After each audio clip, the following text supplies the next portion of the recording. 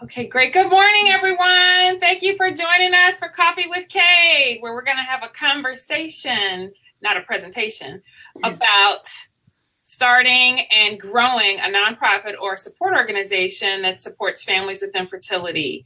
We're going to wait a minute or two for people to log in. There may be folks who are at work who are taking time to join us, but we appreciate everyone for being here this morning.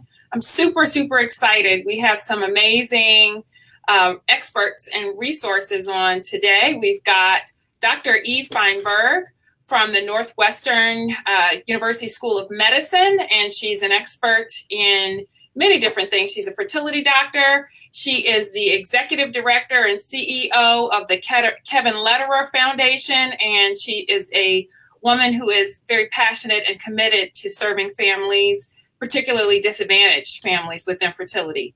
Kristen, you're on the screen right now.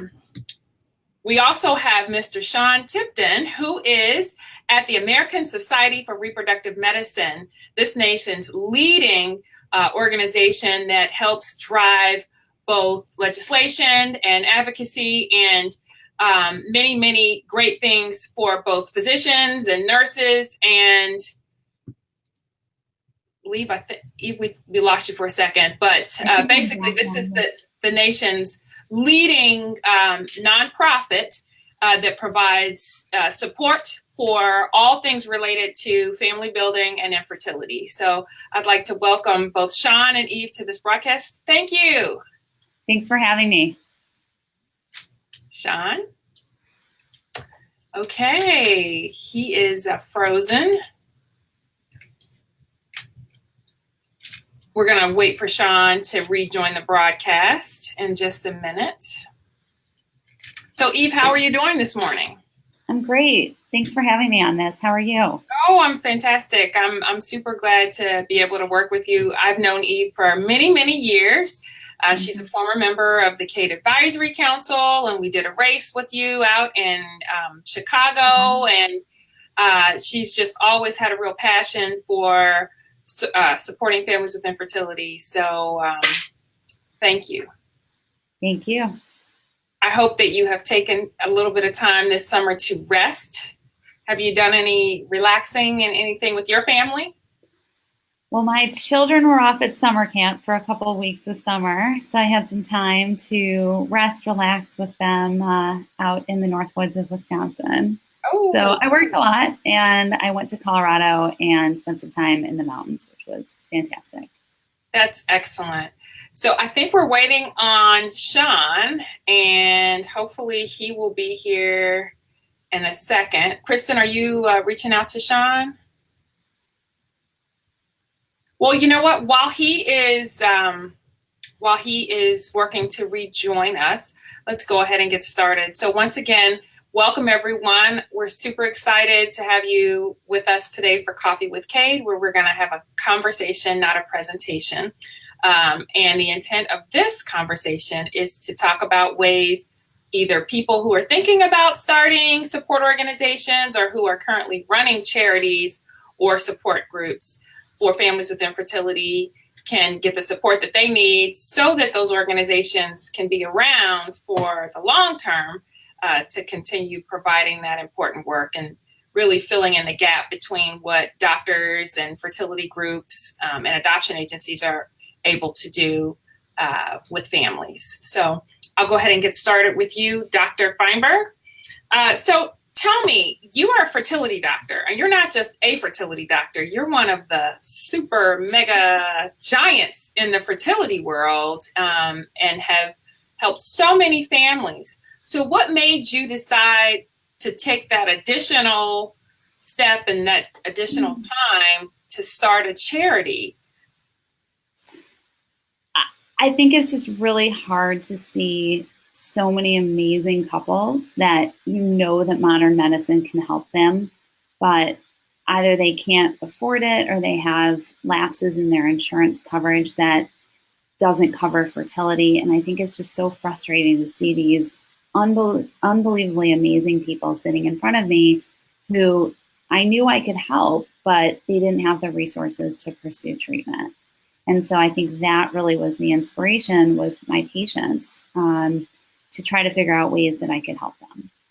So can you tell me a little bit about the Kevin Lederer Foundation? I know that you are in Chicago, and I know that you do provide support to families, but can you give a little bit more information for those people who may be interested and who may qualify so that they may research and perhaps apply for one of your scholarships? Sure. So the Kevin J. Lederer Life Foundation is a collaborative Chicago foundation. So when I first started this back in 2013, we started thinking, okay, we're going to raise money so that we can help people. And then it dawned on me that I was like, I don't really want to raise money to pay my own fees, right? So like as a physician, I just didn't, something about it didn't seem right or fair. So I went around both to my own fertility group, which at the time was Fertility Centers of Illinois, went to my partners with the idea of, hey, like, why don't we donate an IVF cycle so that we're not raising money to pay ourselves? And why don't we get the other fertility clinics in Chicago on board? And so we eventually put a board together and collaboratively, with the help of an executive board, went around to the different fertility clinics in Chicago and asked them to join in on our mission to help others. And so it initially started with 2 or 3 centers that each donated 1 or 2 IVF cycles per year. And now we have 12 centers in Chicago that each donate 1 to 2 IVF cycles per year. We also realize that not everyone needs IVF, and that the cost of IVF, the costs for third-party reproduction, so egg donation, sperm donation, use of a gestational carrier, could not be met simply by donating a cycle. And so we have 2 main fundraising events each year: a running event, which is being held Sunday, September 23rd, and then we have a bowling event in the spring, and the money raised from those goes directly towards the Life Grant program, which is what we call our grants. And couples can apply either to have a donated IVF cycle, or they can apply for a financial assistance grant, which is up to $10,000 to help with the cost of fertility treatment, third-party reproduction, or adoption. This year we gave out 17 grants. We gave out 12 IVF cycles, and then 5 $10,000 grants to 5 couples. So. That's outstanding. So if someone were interested, how would they get more information about your foundation? www.lifefindsaway.org is our website. And just briefly, applications are open to all residents of Illinois and neighboring states. So basically any state that touches Illinois borders are eligible. And we do have income restrictions. The goal is to try to give help to those that are most financially in need. So you have to have a combined income of less than $150,000 to apply. Okay. Applications open in the spring. They're awarded in the summer. And then individuals or couples have 12 months to initiate treatment with that grant. Well, thanks for sharing about that. And for anyone who is either in Illinois or a neighboring state, and whether or not you have infertility and need to support yourself, or you have a friend or family member or colleague who may need that support, please jot that information down, lifefindsaway.com and .org. I'm sorry. And, look into that. So thank you. Now we have Sean back. So Sean, thank you again for joining us on the call today.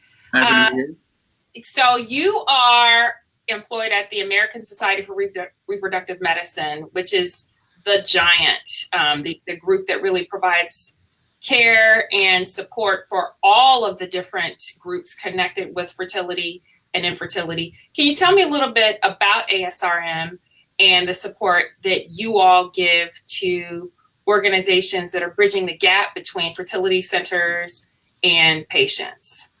Sure. So we are a professional organization for folks involved in the infertility field and reproductive medicine more generally. So that's physicians primarily, but also we're a little different from other kinds of. He might be frozen. Groups. Sorry? I can see him. Okay. Yeah, go ahead. So also nurses, mental health people. We even have attorneys and practice managers in our organization, but We are individually based for professionals in the field. We're a little beyond infertility, but infertility is one of our big focuses. So because we represent, and I think of myself as working for and on behalf of the professionals in the field, they care a lot about access to care and have a lot of frustration sometimes when patients who need their care have a difficult time getting to them. Often that's for economic reasons, but not always. And so we as an organization are really trying to take a look at that issue. What are those obstacles and how can we be of assistance in helping that? And one of the big areas that we have found is that there are a number of outstanding nonprofits really in the direct service industry or direct service space. And we're trying to figure out how to facilitate that, how to help our members connect with groups like the Cade Foundation and the Life Foundation to get those things working better together. That's excellent.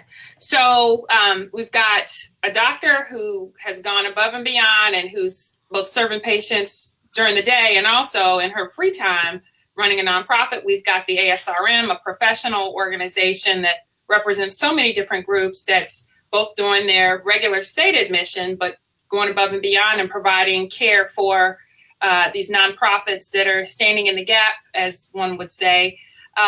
Tell me, why is this necessary? Well, the sad fact is we don't know exactly the extent of the problem, but we know there's a big problem with people who have a diagnosis of infertility or can't even get to a physician to get that diagnosis, but people who are having trouble having the children they want, building their families, the way they want to build their families.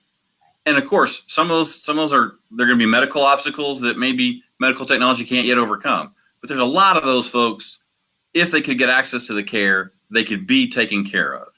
And so unfortunately in this country, we have a lot of people who don't have any health insurance. Yes. And we have a lot of people who have health insurance, but that health insurance does not include good infertility coverage. So a lot of it specifically doesn't allow for coverage for the assisted reproductive technology suite of services. That's excellent. So Eve, I know that recently you and I were working on a study looking at some of the nonprofits that provide care. Can you tell me just a little bit about what that study showed?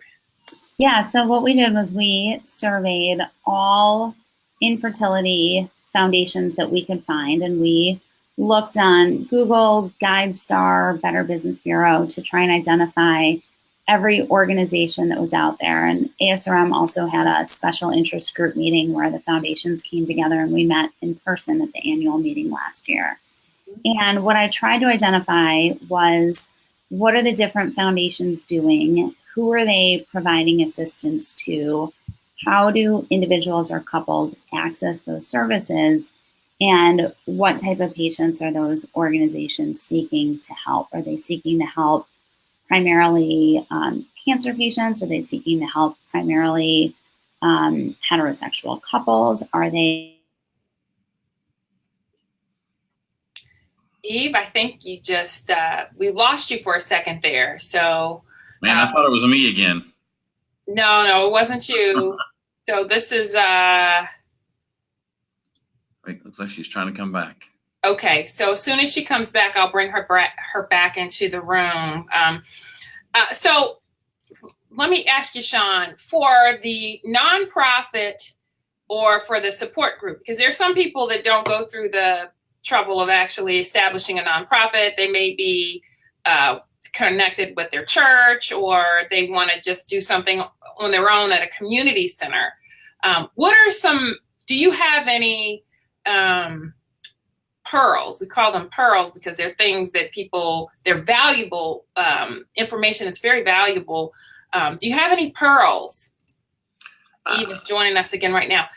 For those that may just be getting started. Eve, we're going to come back to you in 1 second because Sean is going to talk a little bit about for those organizations that are just getting started. What are some things that you've seen that have gone wrong in the past, and what are some pearls that you may have to help them be able to continue to do their work both now and into the future? I think one of the common mistakes I see is people not taking advantage of the work others have already done. Okay. So there are a lot of folks. Dr. Feinberg's got an excellent foundation. There are a number of those around the country. So the first thing is take a look and see what kind of available resources there are, maybe in your community, whether they're specific for infertility things or other sort of medical foundations or family foundations that might be of assistance. And there's a lot of knowledge out there as well. So I think sometimes there's a lot of inefficient use of resources. Everybody trying to reinvent their own wheel, or the other metaphor I use a lot is everybody doesn't have to have their own sandbox. Go look and see that what's going on at that sandbox next to you, and maybe you can just add on to their sandcastle. You don't have to build your own. You can just put your own part with one of theirs. So I think there's a lot of synergy to be gained if you take the time to see what resources are available and take advantage of those resources first, and then start filling voids that you see. So that was actually going to be one of my questions later on. If someone's kind of at a crossroads and deciding, do I want to partner with this other group that already is established, or do I want to do my own thing? And Dr. Feinberg, if you would also comment on that, is it important that people always start their own organization, or is there room for growth for some of these existing organizations where they may be able to partner?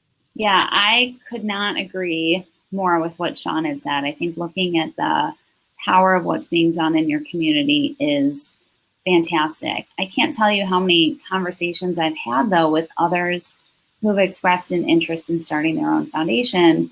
And I feel like part of the way that we developed our organization is to be collaborative, and really with the hope of allowing others to branch on and to be able to provide grants in the way that they see fit, partnering with us. And I can't get into details because it's still under works, but we have a large religious-based organization in Chicago that wants to provide grants to an infertility community. And we've been working with them to try to figure out a way to do like a specialty grant where couples who are eligible can apply for that specialty grant under the auspices of the Life Foundation and under the mechanism of our foundation, but yet have their own entry criteria. We have another family who lost a child to autosomal recessive polycystic kidney disease, and they're doing a grant to honor their daughter,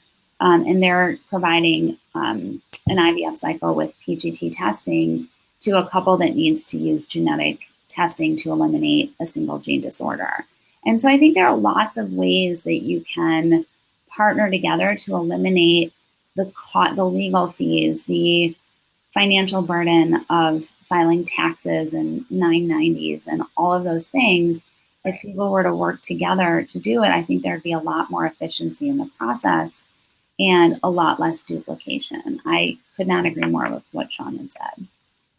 That sounds great. That's very important. Yeah, I want to get back to something you were talking about earlier, Eve. You were talking about and this seems like it's off topic, but it actually is very much related to what we're talking about right now. Some of the things that you found in the study that we worked on, which really support what you said just now about the importance of collaborating and everyone not necessarily needing to, as Sean would say, create their own sandbox. We can we work together sometimes in a common sandbox. Eve, go ahead. Yeah, I mean, I think that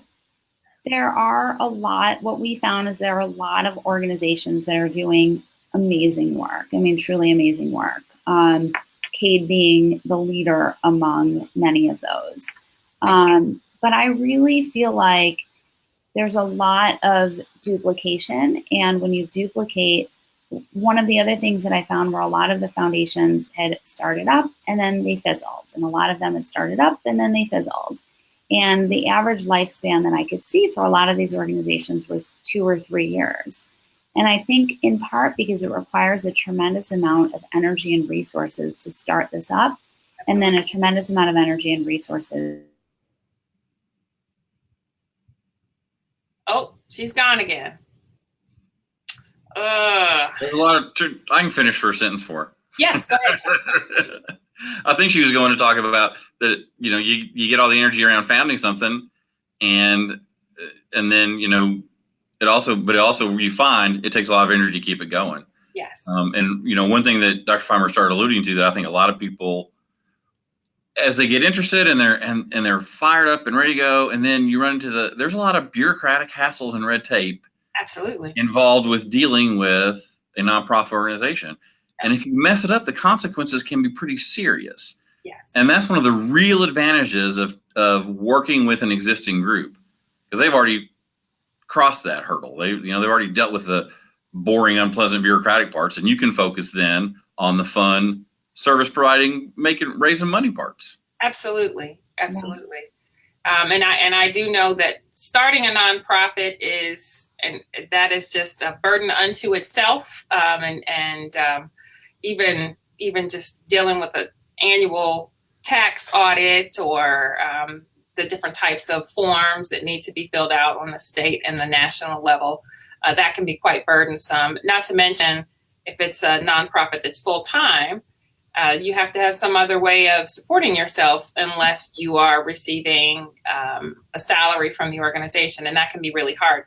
Right. Organizations are just getting started, and I want to add that the Kevin Lederer Foundation is run by all volunteers. Correct? Yeah, correct. So that means that they're giving their time, their treasure, their talent, and many people cannot afford to do that.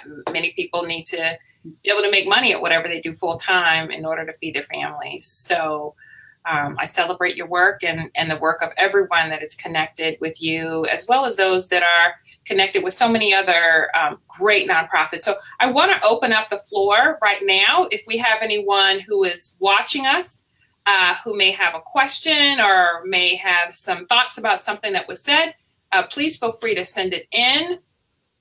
I know that Dr. Feinberg and Mr. Tipton will be happy, oh my goodness, to answer your questions. But anyway, at this point, we're going to continue on.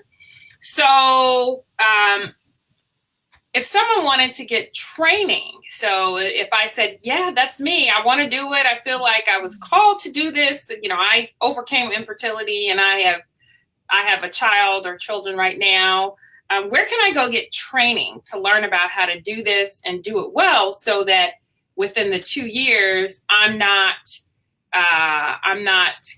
gone like so many others? Looks like I better start with that one. I'm back. We've got Eve. She was quick, fast. She was really Go ahead. fast. Go ahead, Dr. Feinberg. I missed a lot of your questions, Camille.